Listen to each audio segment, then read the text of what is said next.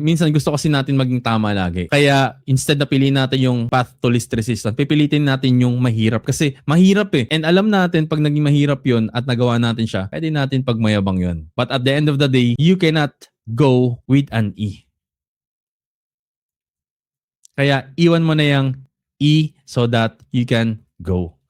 Kaya pumasok tayo lagi sa mga coins na pasok sa flow. Ang market hindi naman contest to sa pagiging tama. I just want you guys to be grounded. Ano ba yung reason ba't ka nandito? Ba't ka nagtitrade? Balik ka dun. Everything is just noise na baka kasi mas magaling si ganito, mas magaling si ganyan. Kumita si ganito, kumita si ganyan. Ang laki ng profit niya, ba't sa akin maliit? It's just noise because at the end of the day, it's just you in your portfolio. You have to be aligned doon sa rewards na gusto mong mangyari. And sabi nga ni Paul Tudor Jones, one of the famous hedge fund manager in the world, I don't fight the tape.